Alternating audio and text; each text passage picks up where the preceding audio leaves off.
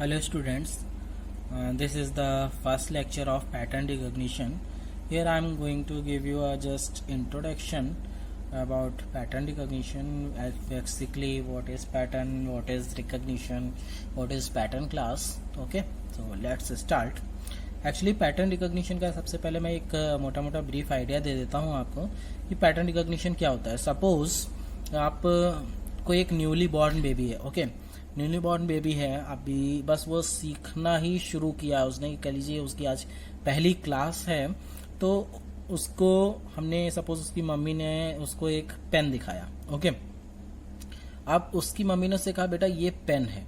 तो वो क्या करेगा, वो बच्चा ये करेगा कि उस पेन को देखेगा, उस पेन की हाइट है, विथ है, गोल आगे निप लगी होती है, इस तरह से कुछ फीचर्स जो है वो उसके स्टोर करेगा. ओके, अपने दिमाग में.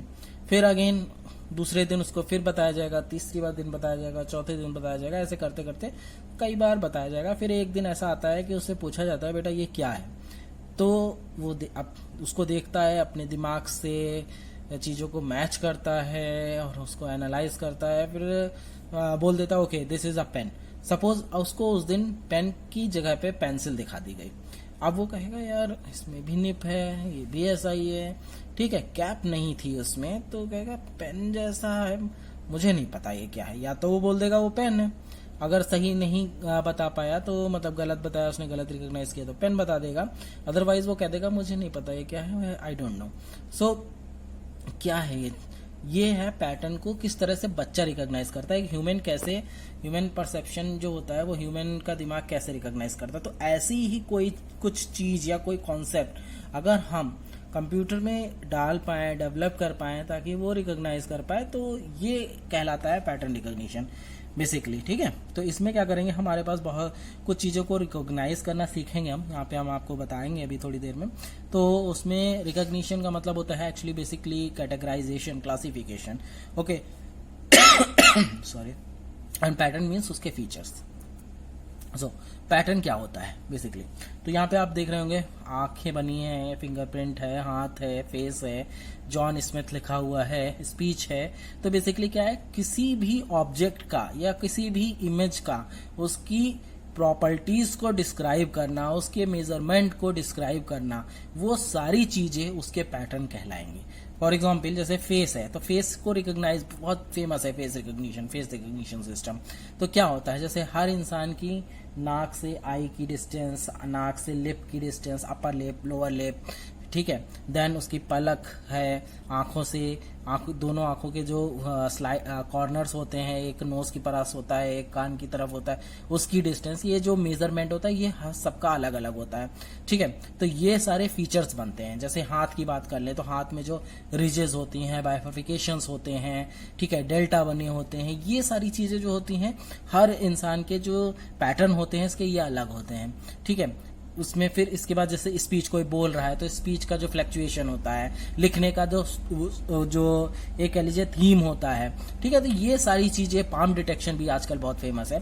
तो ये सारी चीजें होती हैं दैट ऑल और पैटर्न, जो मेजरिंग या डिस्क्राइबिंग, जो डिस्क्राइब कर सके किसी ऑब्जेक्ट को, वो आपका आता है pattern. Okay, then pattern classes क्या होती हैं, बहुत सारे जैसे चीजें हैं तो उसमें जो कॉमन एट्रीब्यूट्स शेयर कर रहे होंगे वो क्या होंगे, पैटर्न क्लासेस होंगे. अब कॉमन एट्रीब्यूट्स जैसे बहुत सारी चीजें, जैसे 5 to 10 चीजें हैं, तो उसमें से कुछ 2 से 3 चीजें एक जैसी हो जाएंगी, सिमिलर पैटर्न शो कर रही होंगी, 2-3 चीजें कुछ एक तरह का पैटर्न, दूसरी तरह का. तो कोई जरूरी नहीं सारी चीजें एक ही हो, तो उनको जो होगा एक जगह बाद में हम क्या करेंगे, कैटेगराइज कर लेंगे, और वो रिकॉग्निशन का पार्ट है जो कि हम आगे बताने जा रहे हैं आपको. जैसे कि ये मतलब क्या है, एक एक जैसी कलेक्शन को कर लेंगे और किसी बेसिस, अब भाई कलेक्ट किया है तो कुछ फीचर्स थे जो हमने कहा कि डिस्क्राइबिंग फीचर, उसको हमने एल्गोरिथम में डाला. उन्होंने क्या किया, एक जैसे फीचर्स वाली चीजों को क्लास ए बोल दिया, दूसरे तरह की फीचर वाली चीजों को क्लास बी बोल दिया.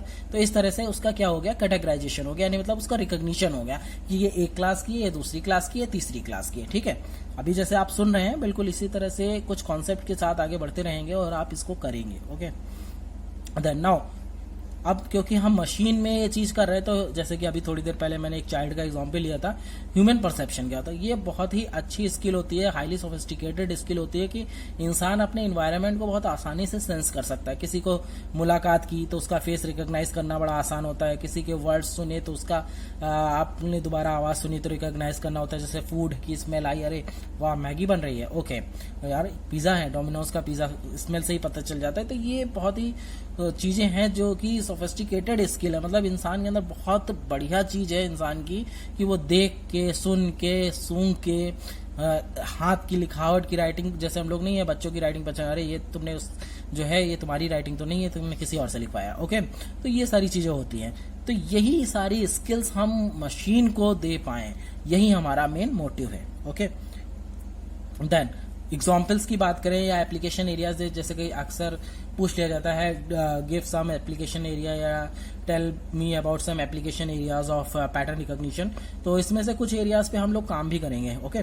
जैसे ऑप्टिकल कैरेक्टर रिकॉग्निशन है, तो ऑप्टिकल कैरेक्टर रिकॉग्निशन जैसे कुछ लिखा हुआ है तो उसमें से लिखा हुआ है, कोई इमेज है जिसपे कुछ लिखा हुआ है, आपने उसकी फोटो क्लिक की एंड उसके ये हो गया है, काफी पुराना हो गया है, बट आप हम लोग बेसिकली एक छोटा सा बना लेंगे ताकि हम लोगों को समझ में आए चीजें, ओके।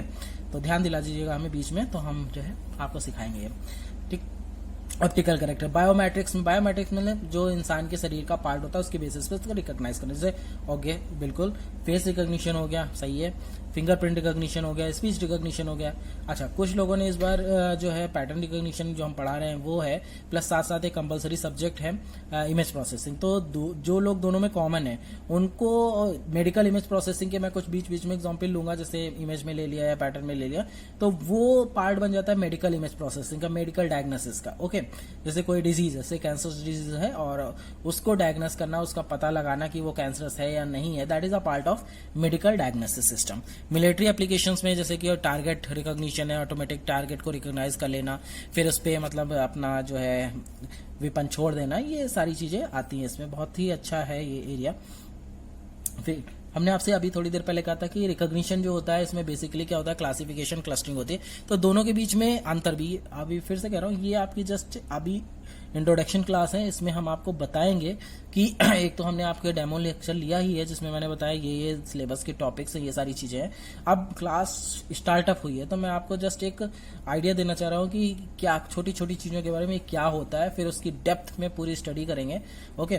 तो इस क्लास में मैंने क्या किया, एक ओवरव्यू दिया है, उसके बाद हम शुरुआत करेंगे और डेप्थ में जाएंगे with all our notes and practical implementations भी कराएंगे, क्योंकि इसका अलग से कोई लैब सब्जेक्ट नहीं है। तो प्लीज आप लोग कोशिश करिएगा अपने पास मैटलैब इंस्टॉल कर लीजिएगा, जो कि आसानी से आपको नेट से मिल जाएगा, ठीक है। तो उसमें हम लोग करते रहेंगे साथ साथ, तब इसका मजा कुछ और आ जाएगा, ठीक है।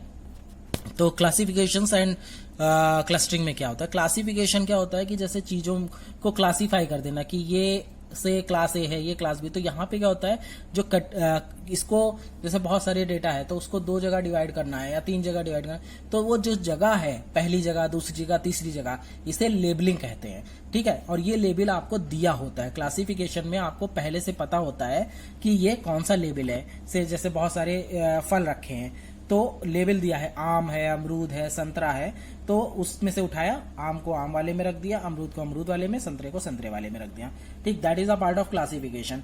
देन क्लस्टरिंग क्या होता है बेसिकली कि यहाँ पे हम क्या करते हैं, वो जो लेबल है वो नहीं होते हमें पता, हमारे पास फल रखे हैं लेकिन हमें नहीं पता है इसको आम कहते हैं या ये आम है, ये आपका संतरा है, ये केला है, ठीक है। तो क्या करेंगे, जैसे यहाँ पे आपको दिख रहा होगा कि 1 लिखा है, लाइनें खींची, ये खींची, तो लाइनें एक तरफ और 1 एक तरफ आ गए हैं। तो इसमें क्या है, ये आपने उठाया डेटा, इसमें कुछ फीचर्स होंगे, कुछ इसकी हाइट होगी, विड्थ होगी, या उसका जैसे ये क्या हुआ, स्लोप की तरह जा रहा है, इस तरह से कुछ फीचर्स हमने ढूंढे, वो हम लोगों को ढूंढने पड़ेंगे। उस पे मैथमेटिकल फाउंडेशन बनाया मैंने, मैथमेटिकल फाउंडेशन लगाया और उसको फिर 2 पार्ट में डिवाइड कर दिया कि लाइन एक तरफ आ गई और ये। तो यहाँ पे विदाउट लेबलिंग हम काम करते हैं, ठीक है। तो जो विदाउट लेबलिंग होता है दैट इज अ क्लस्टरिंग, और इसको हम क्या करते हैं, जिस तरह से हमको पता ही नहीं था, सब कुछ हमने किया, तो ये क्या कहलाएगा, ये कहलाएगा अनसुपरवाइज्ड लर्निंग, ठीक है, अनसुपरवाइज्ड क्लासिफिकेशन। और जहां पे हमें लेबल्स थे वो क्या कहलाएगा, सुपरवाइज्ड क्लासिफिकेशन, ओके।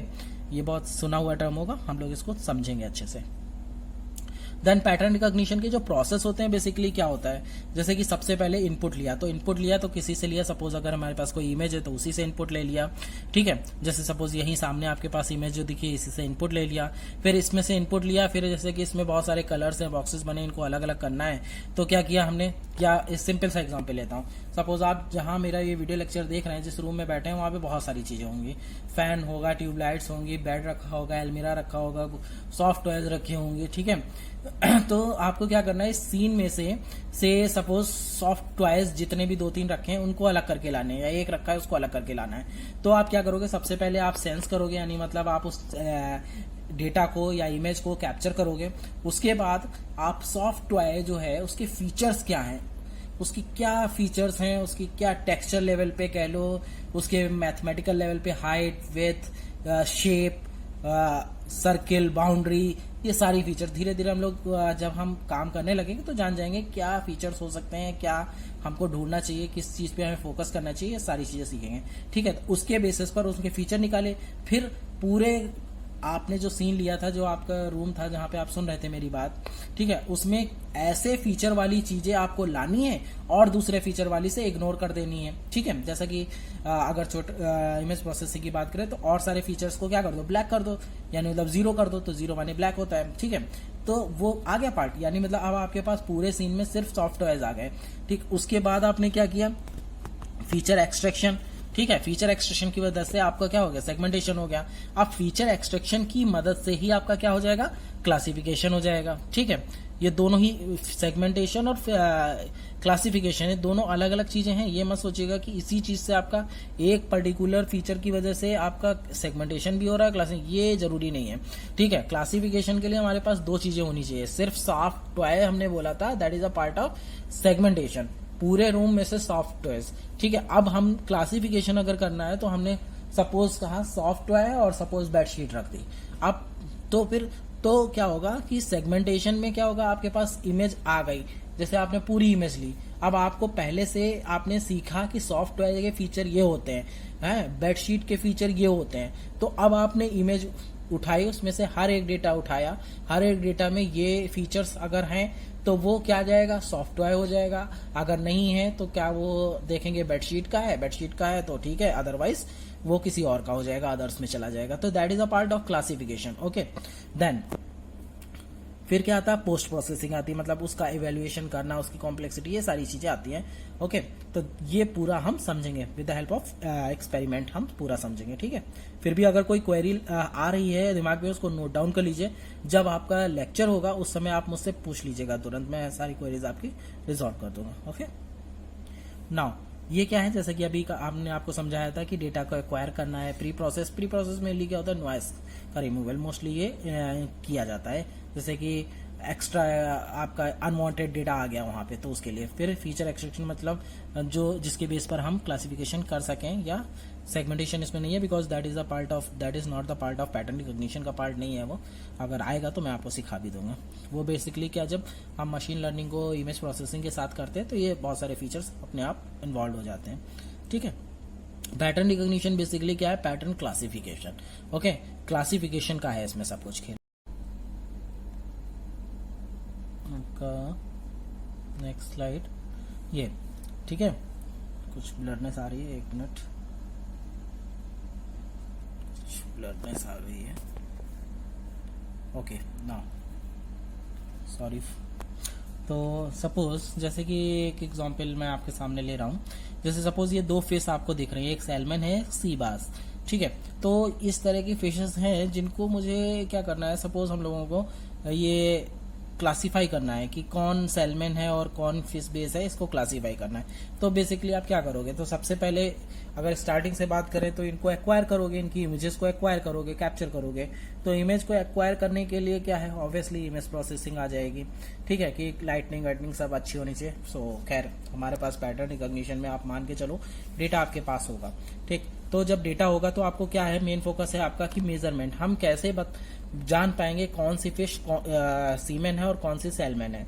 तो क्या किया जाए, यहाँ पे आप देख रहे हैं नेक्स्ट स्लाइड में कि जो है फीचर एक्सट्रैक्शन, प्री प्रोसेसिंग और क्लासिफिकेशन। ठीक है, प्री प्रोसेसिंग मतलब पूरे पार्ट में से हमने सीमेन को और सेलमेन को, फिशेस को पर्टिकुलरली हमें नहीं पता तो उनको अलग किया है। ठीक है, और नॉइस को रिमूव किया है। नाउ फीचर एक्सट्रैक्शन, तो फीचर्स क्या है? फीचर्स हो गई उसकी लेंथ हो गई, मतलब सीमेन की लेंथ कैसे कितनी है, लाइटनेस उसमें कितनी है, विड्थ क्या है, number and shape of fins क्या है, बहुत इस तरह के एक्स्ट्रा इस बहुत सारे फीचर्स होंगे। आप कोई कह सकता है सर हम एक ही फीचर के लिए इस पे ले ले, तो बेटा यहाँ पे आपकी कुछ कॉन्सेप्ट में बता दो कि एक फीचर के बेस पे डेटा गड़बड़ हो जाता है। सपोज मैंने आपसे कहा कि जैसे रेड जो है वो पेन है, ठीक है, दुनिया में जो भी चीज अब आपको रेड दिखेगी वो पेन होने लगेगी, तो ये बड़ी प्रॉब्लम हो जाएगी। सपोज आप पानी की बॉटल है, आप फ्रिज में गए, आपने कहा अरे फ्रिज में तो पेन रखा हुआ है, तो वो गड़बड़ हो जाएगा आपके लिए। ठीक है, तो एक फीचर के बेस पर क्लासिफिकेशन नहीं करना चाहिए मोस्टली। ठीक है, एक फीचर के बेस पे जब क्लासिफिकेशन करते हैं तो उसमें प्रोबेबिलिटीज आ सकती हैं कि बहुत सारी चीजें हो सकती हैं, फिर उसमें दिक्कत होगी। सो आप क्या करो, एक से ज्यादा फीचर्स लो। ठीक है, जब आप फीचर्स के बेस पे क्लासिफिकेशन करोगे तो क्लासिफिकेशन बाउंड्री आएंगी, डिसीजन बाउंड्री कहते हैं। तो ये डिसीजन बाउंड्री क्या करेंगे, बताएंगे कि at the time of particular suppose कोई नया फीचर आया तो वो फीचर किस पार्ट में जाए, वो किसके कितना पास है, उसके बेसिस पर हमको अच्छी और खराब डिसीजन बाउंड्रीज ढूंढनी होती है। ये हम पढ़ेंगे आगे चल के एसवीएम में, और किस तरह से उनको ऑप्टिमाइज किया जाए, किस तरह से मैक्सिमम मार्जिन के बेसिस पर हमको मिनिमम एरर के साथ अच्छी बाउंड्री बनानी चाहिए, ये पूरा पढ़ेंगे। ठीक है ना, अब जो ये स्लाइड है आपके सामने, ठीक है, ये आपको बहुत ध्यान रखने वाली स्लाइड है कि आप जितना भी ओवरऑल पैटर्न रिकॉग्निशन में पढ़ेंगे, लाइक अभी तो पहली यूनिट हमारी होगी सिंपल, थोड़ा बहुत मैंने आपको बताया है जैसे कि, लेकिन कल से स्टार्ट हो जाएगी नेक्स्ट लेक्चर से प्योरली बेसिस पे। तो फर्स्ट यूनिट में बेसिक्स आएंगे जहाँ पे, देन उसके बाद जितनी भी यूनिट्स आएंगी उसमें ये डेटा सेट जो आपके सामने दिख रहा है, आइरिस डेटा सेट, ये एक्चुअली फ्लावर का डेटा सेट है जो बायोलॉजिकल रिसर्चर्स ने मैनुअली कलेक्ट किया था। यहाँ पे आपके सामने कुछ वैल्यूज लिखी हुई हैं, और sepal length, sepal with, petal length, petal with, ये चार जो है उसके फीचर्स हैं।